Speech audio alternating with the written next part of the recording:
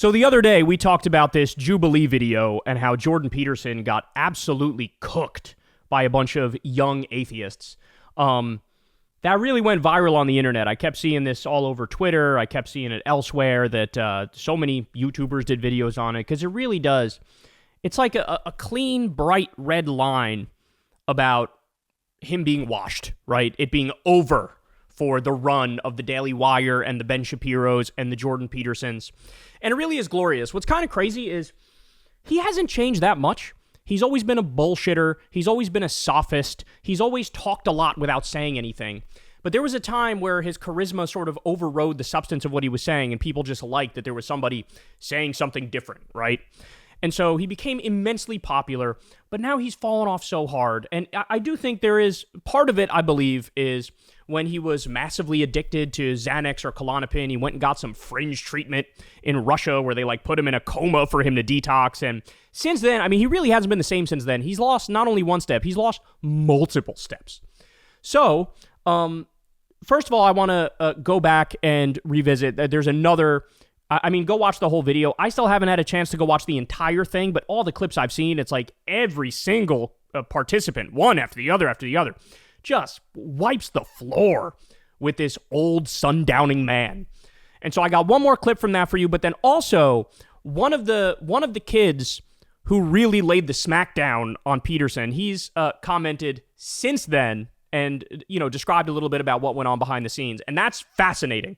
So Jordan Peterson, if you'll remember, the title of the video was One Christian versus 20 Atheists. And Jordan Peterson in the video refused to say he was a Christian. So it's like he agreed to do it on those terms. Then he gets in there, he refuses to say he's a Christian. Then Jubilee is forced to change the video title to Jordan Peterson versus 20 Atheists. I'm sure behind the scenes, Jordan Peterson was like, angrily emailing these smear merchants at Jubilee. How dare you say it's a Christian? I'm not a Christian. I may be a Christian, but a little bit, but not fully, and I won't say it, so just change the title, please. And so, clearly, he's having a meltdown. Psychologically, he's not okay. He's a mess. But let's start with this one. Here's another participant who just hands him his ass cheeks on a silver platter. Let's watch. 1 Samuel 15:3, God says, go and slaughter the Amalekites, slaughter the men, the women, the children, the infants. What's the justification for that? Is that in line with Christian ethics? That's a good question. I don't really know what to do with the terrible, blood-soaked, saturated history of the human past. I don't know. And I don't think anybody knows. I mean, what you try to do in your own life, as far as I can tell, is to conduct yourself in a manner that makes such things much more unlikely. I don't get why he does that face thing. I know he's trying to do, I'm a stern father, and I will put you in your place, sir. I know he's trying to do that routine, but, you come across looking really weak and desperate when you, look at his face as he answers this. Watch his face. Blood-soaked, saturated history of the human past.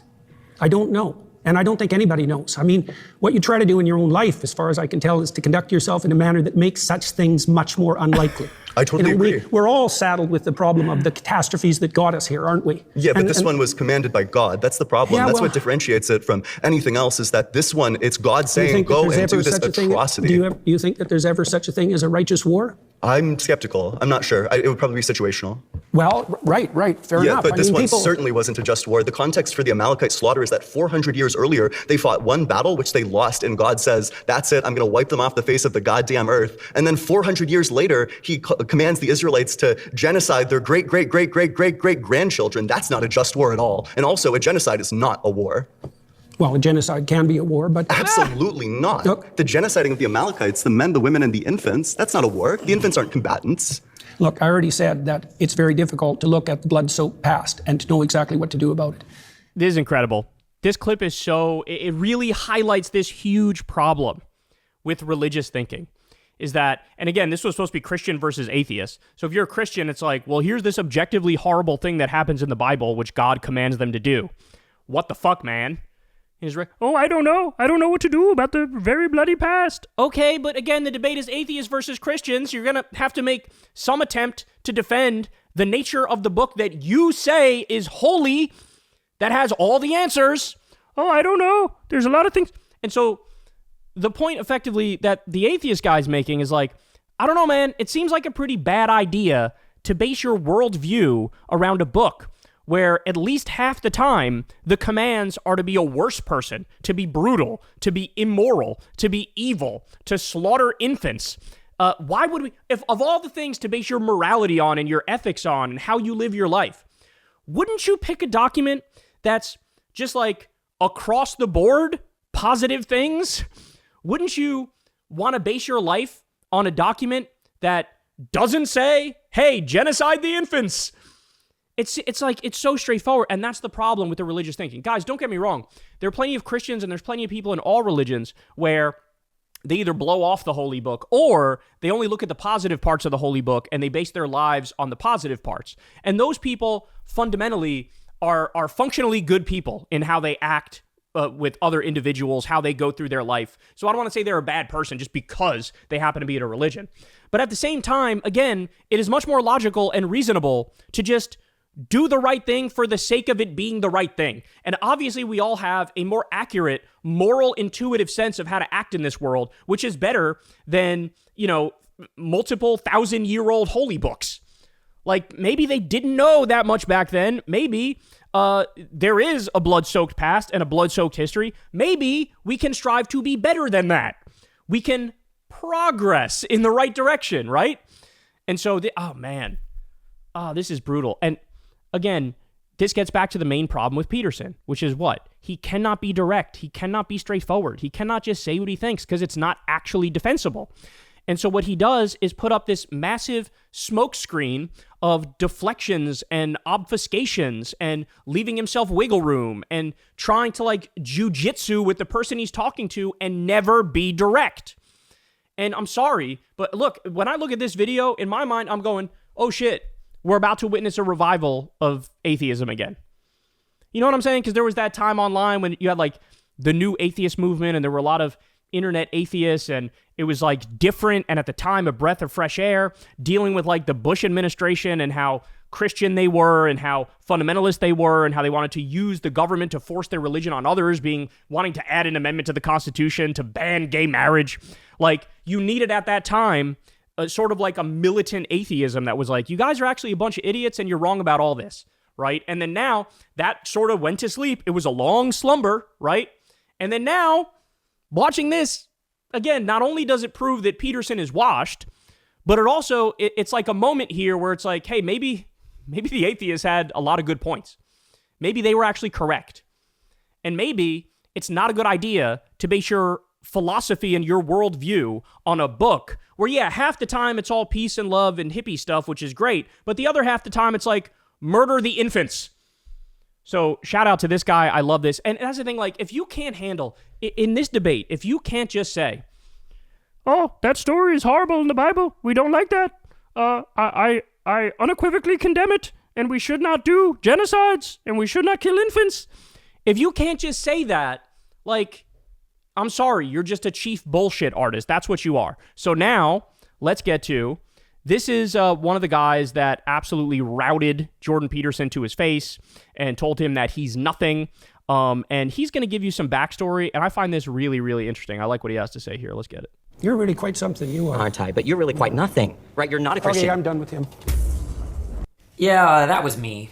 I want to give some background. First of all, before the production, people all got emails, invitations, where the production title was one Christian versus 20 or 25 atheists. Everyone got that email, at least on the atheist side. Of course, I don't know what personal emails they sent to Jordan Peterson, but before production, they announced, once again, the production title as being one Christian versus 20 atheists. Jordan Peterson actually responded and actually, I think, giggled and said, well, some people don't consider me to be a Christian. He embraced the label before the filming, right? I really think he just had something like a Joe Biden moment. He didn't really understand what it meant to say, yes, I'll be that one Christian in your video.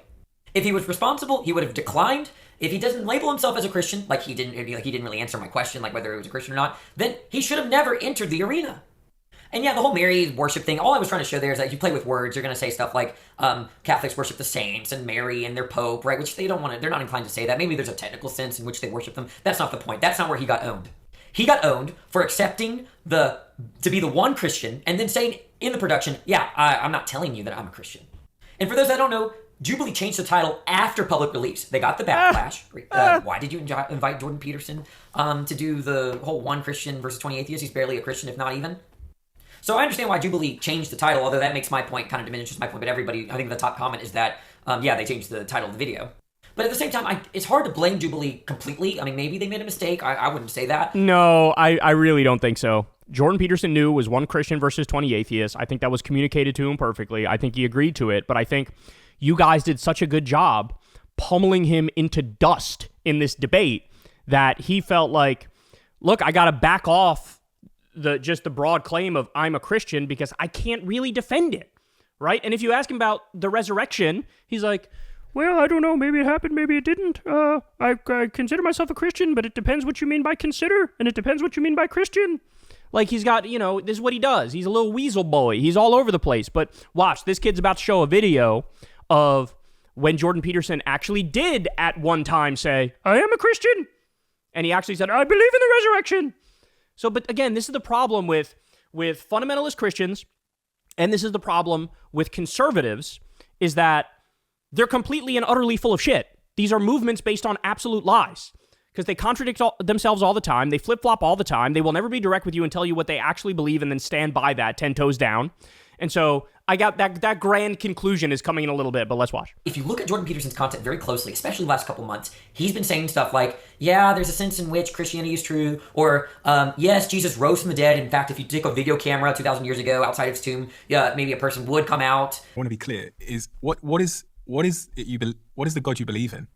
I think that the claim that Christ is the embodiment of the prophet and the laws, I think that's true. Okay. Yeah. So, That's complicated. It's very, very complicated, but I think it's true. So you believe that Jesus was God? God? Yeah. I feel sorry for the guy that was interviewing him, right? He had asked multiple times. He was trying to get clarification, and he was so sweet about doing it. I just wasn't sweet about it. I'm tired of the BS, right? Like, I'm tired of the, am I a Christian? What does it mean? What does it all mean? But yeah, I believe. Or maybe I don't. Like, it's bullshit. Stop. Be straight with the answer. I'm just going to be assertive about it. That guy was just being nice. I'm just not. Put it this way. If I went back in time with a Panasonic video camera and put that camera in front of the tomb of Joseph of Arimathea, would the little LCD screen show a man walk out of that tomb? I would suspect yes. So that to me seems like a belief in the historical event of the resurrection, or at least of Jesus leaving the tomb, which means that when somebody says, do you believe that Jesus rose from the dead? It doesn't seem clear to me why you're not able to just say, it would seem to me yes. And look, again, Alex O'Connor being very sweet, cordial. You can tell he's frustrated. But again, civil. I'm not civil because I'm sick and tired of the BS. I think even Alex is sick and tired of the BS. He's just a nice person. I'm not. Most people are sick and tired of it. Just be straight with the answer. Stop confusing people. And no, I do not blame Jubilee for inviting you because you're as clear as mud and it looks like you are a Christian if you think this guy is God and he rose from the dead. So I would say Jordan Peterson is the one that's mostly at fault, right? And Jubilee is suffering because he accepted the whole gig. I'm telling you, bro, the vibes have shifted. Look at when Sam Cedar went and did a Jubilee debate against a bunch of MAGA Republicans. Sam Cedar annihilated them so thoroughly that after the fact, a bunch of Republicans were sharing the clips, assuming and pretending like Sam Cedar was the right-winger who owned a bunch of lefties, but it was the opposite. Sam Cedar is the lefty. He was owning a bunch of right-wingers. The vibes have immensely shifted, y'all. Trump is on the downswing at the moment. He is collapsing. Online, it was peaking with right-wing bullshit leading up to this past election. And then now, guess what? They got the curse of getting everything they wanted. Republicans have the presidency, they have the House, they have the Senate, they have the courts. And what people are realizing is, oh my God, everything is objectively getting worse and worse and worse. This is not good for us. This is not good for me. This is not good for the country. We are screwed by these people. And so you see Sam Cedar kills it on Jubilee. Jordan Peterson goes on there and eats a bag of dicks. Just grinds penises up into a paste and chugs it on air, bro. That's what happened. And I love not only this kid, but I love all the other atheists who did the debate because they all were so sharp, so quick, but most importantly, so direct. And that is what has been missing online for the rise of this right-wing era look, it's over. It's over. Down with the bullshitters, down with the liars, down with the con men, the frauds, the charlatans. This is now, we're officially declaring it, this is the era of bluntness. Say what the fuck you believe and stand on it. No more of this bullshit where Trump's out, Kamala's a warmonger. Liz Cheney's a warmonger. She just wants to shoot people. Then the second he gets into office, we're going to take Greenland. We're going to steal Panama. We're going to own Gaza and take it over and build casinos and hotels on the beach. We're going to go to war with Iran. We're going to threaten war with Mexico. We're going to try to do another coup in Venezuela. You cannot, and this drives me crazy because it never used to stick to these assholes. You cannot say one thing, support literally the fundamental exact opposite, and then somehow maintain your same level of support? A gaggle of total idiots who are still hang on every word Trump says and agree with it and support it, even though he said he did the polar opposite of the thing that he said he was going to do, which is on every fucking issue it's like that. I'm not going to let your jobs be outsourced anymore. I'm not going to, what's that? In my first term, we lost 200,000 jobs, and now I'm killing another 115,000 this term by killing the CHIPS Act from Biden. You can't say I'm going to bring the jobs back and then do policies that ship the jobs overseas. Fuck you. Fuck you. You're not direct. You're not straightforward. You're not blunt. You don't even really know what you believe because Trump himself is just all fucking corruption, right? Corruption and insanity, psychopathy. And Jordan Peterson is the fucking same. He can't be blunt. He can't be straightforward. He can't tell you what he thinks because his whole life is bullshitting everybody around him all the time. Deflect, obfuscate, use a lot of words, but say nothing of substance. And guess what? It's over now, son. You just got in front of a room of a bunch of young atheists who are used to being direct, used to being straightforward, used to actually thinking about the issues and taking stances on them. And they exposed your ass with the most simple questions imaginable. They exposed your ass. So I'm sorry, but the era of the charlatan is over. It's done. And it's not coming back. It's the era of bluntness. It's the era of straightforwardness. Nobody could watch that Jordan Peterson Jubilee video and come out thinking, oh, he looked good. Not possible. In the same way that nobody could watch the Sam Cedar one and say, oh, Sam looked bad. No, down with Ben Shapiro. Down with Jordan Peterson. Down with Trump and Trumpism. We're back, baby. We're back, and we're not fucking stopping. You think they were aggressive online. You think they had it on lock. Just wait, son. Just wait. We're coming, and it's going to be glorious. Hey, y'all, do me a favor and like and subscribe. It helps out big time in the algorithm. Click the bell as well for notifications when videos drop, and watch that video on screen right now. You know you want to.